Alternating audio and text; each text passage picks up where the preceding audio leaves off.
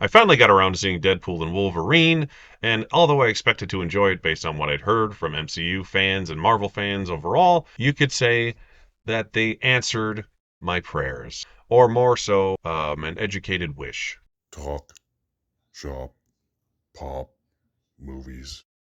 Ahoy there, my name is Derek, the Convicted Cinephile, and if you're a convicted cinephile yourself, please like, share, and subscribe to the channel down below.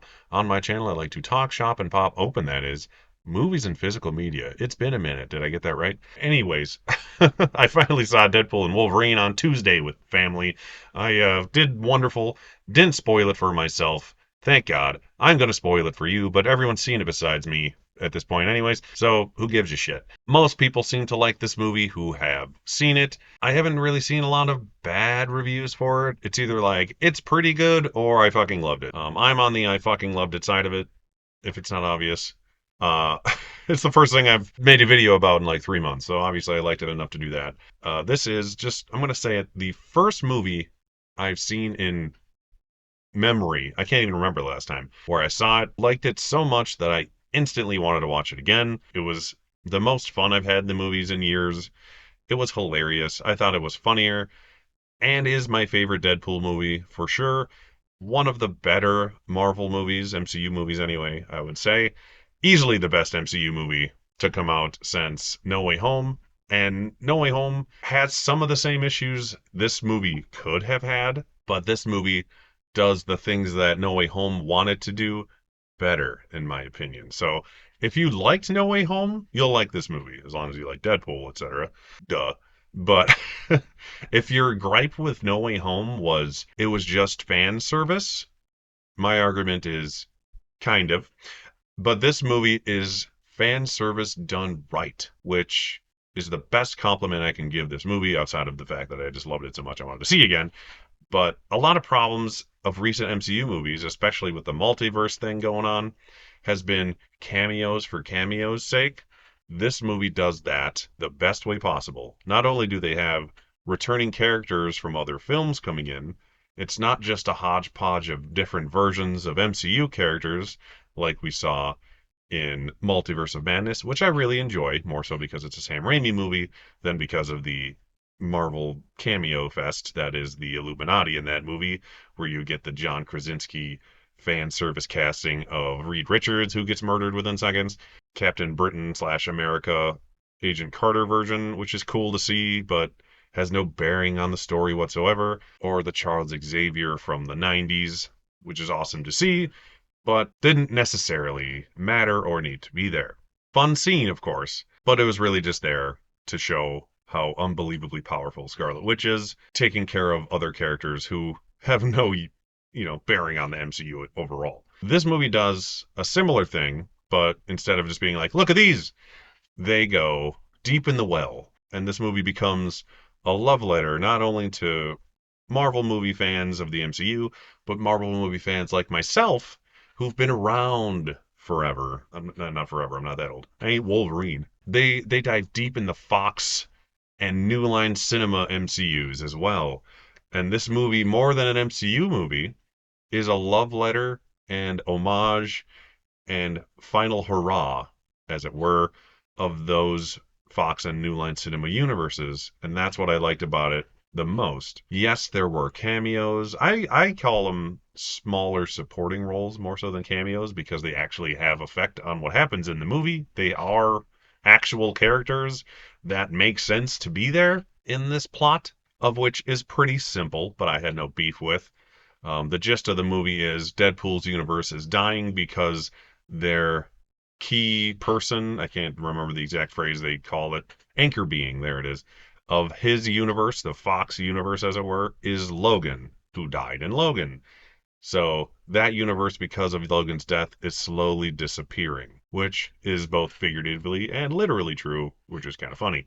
So his main thing in the movie is I need to get a Wolverine to replace mine.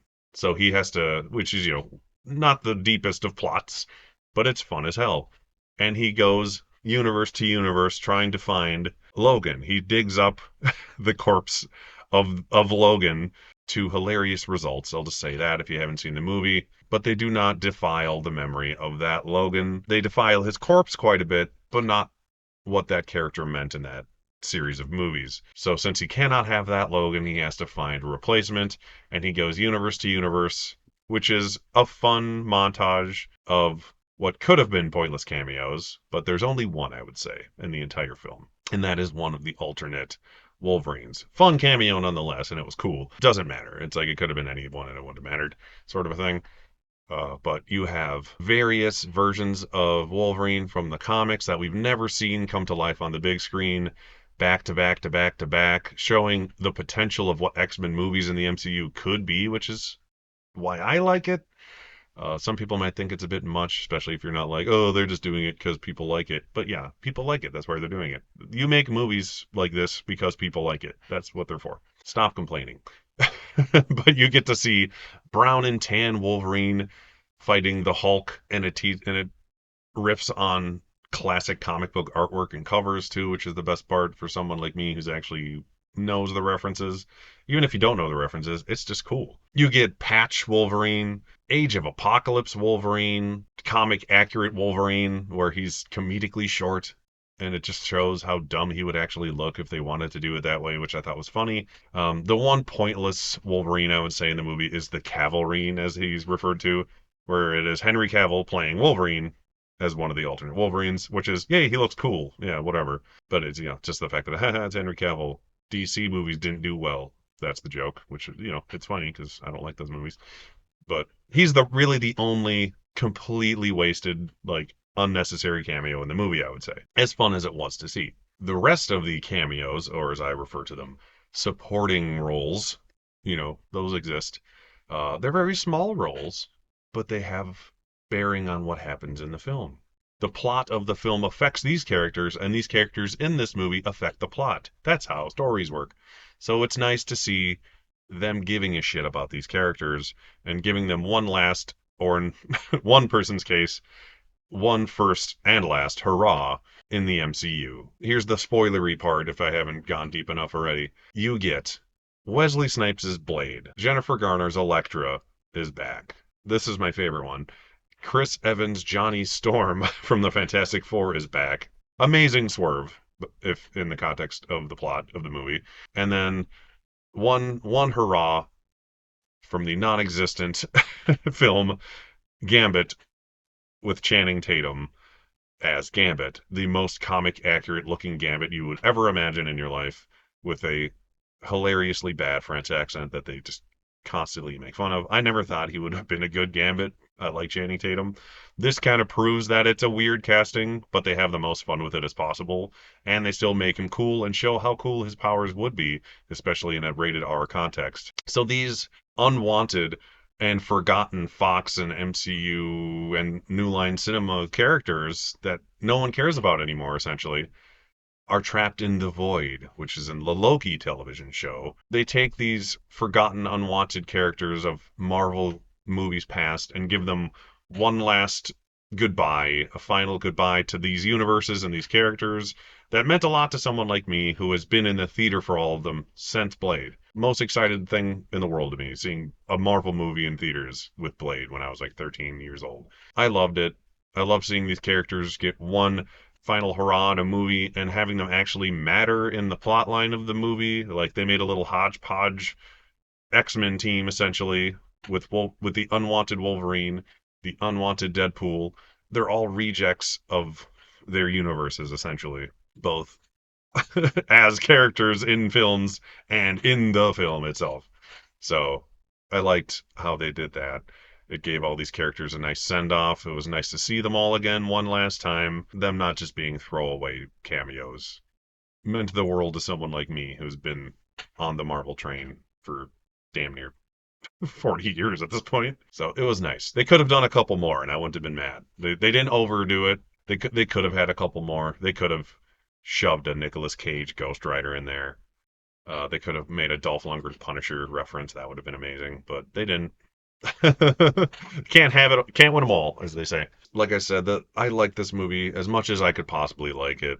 It is a buddy cop comedy road trip movie kind of a thing where it's the straight man Wolverine who has a surprisingly good character arc in this movie, considering he's literally like the worst Wolverine dragged up from this never seen universe, redeeming himself from his past mistakes, which you learn about in the movie.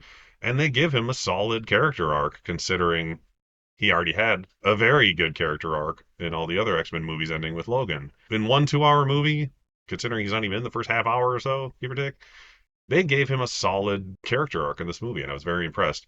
Deadpool has a pretty good one too. He learns just essentially he wants to be an Avenger, and he is rejected because he wants to do it for himself and not for others. That is the gist of his character, and they learn things. Put it that way. That's how stories work. Characters learn things and they change. And you get all the other Deadpool Corp in there, Corps, Deadpool Corp. I don't know. Do you say it with the P? But you get Lady Deadpool, you get Dogpool. That scene was as unnecessary as it was. You don't need to see all these other Deadpools. You didn't need to have this fight scene with Deadpool and Wolverine against all these other Deadpools. But man, was it fun. They could have just not even had that scene in the movie at all, and it wouldn't have necessarily affected the plot line of the film, but it's something everyone wants to see at least one time in their life. So, I give it a pass for that. And it was done in the most entertaining way imaginable. In regards to Hugh Jackman's look in this movie, I really liked it. Of course, the blue and yellow comic classic suit. It's not exactly like the classic suit, but it's pretty damn close enough for me to be happy with it. In the third act of the movie, I'd seen him wearing the mask in like promotional stuff, but it was always like artwork, like on those DiGiorno Deadpool pizza boxes, which are pretty good. I had one last night. I'd never seen like an actual. I didn't want to see a screenshot of it because I was trying not to spoil the movie for myself. By the time he puts the cowl on, I forgot all about it. Like it's such it's such a solid costume without it that you're like, oh right, the cowl.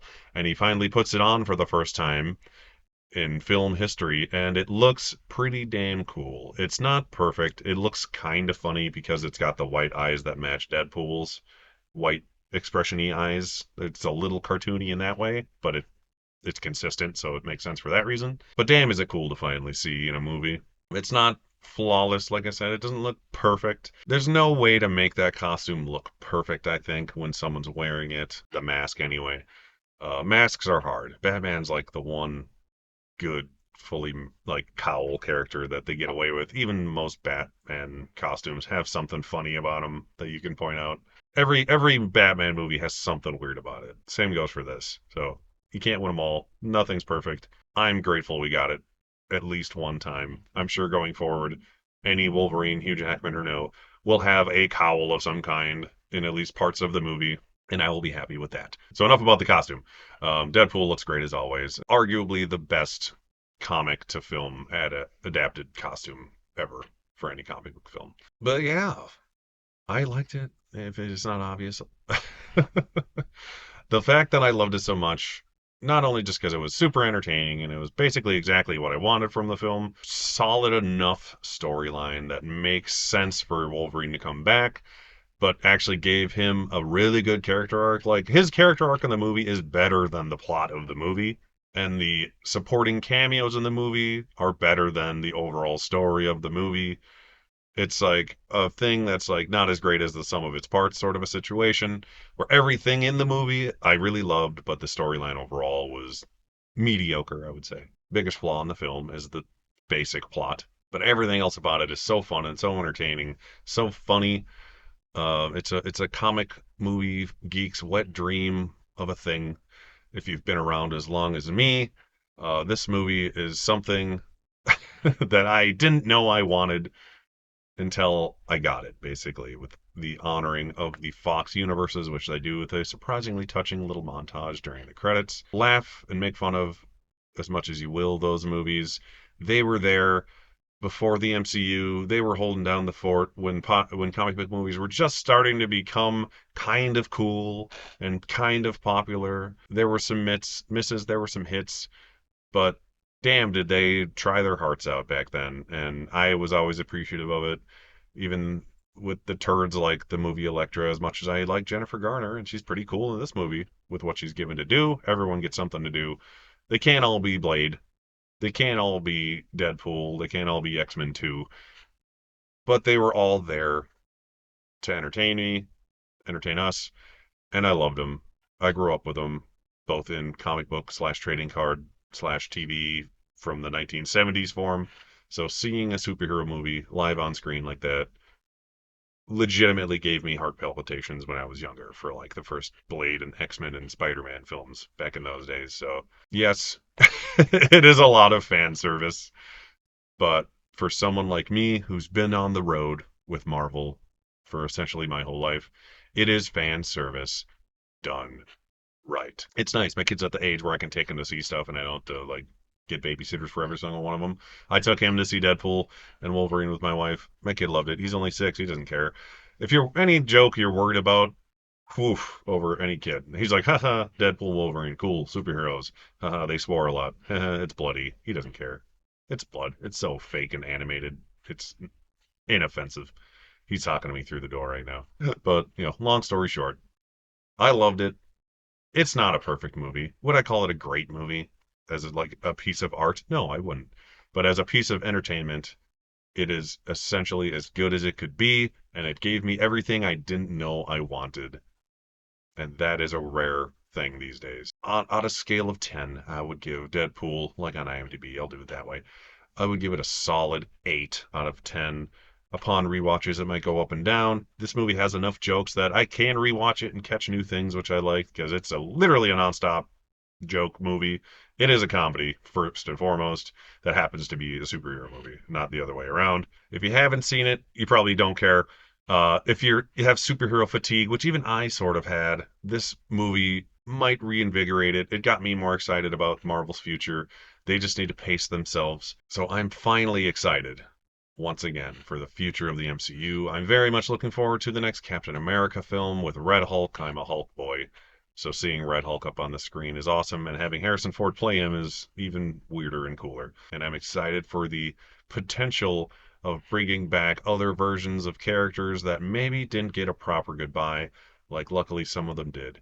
In this movie, once again, my name is Derek, the Convicted Cinephile. Please like, share, and subscribe to the channel down below. Thank you for watching, and I'll see you next time in 3 months, I guess. I don't know what I'm doing anymore. Talk, shop, pop, movies.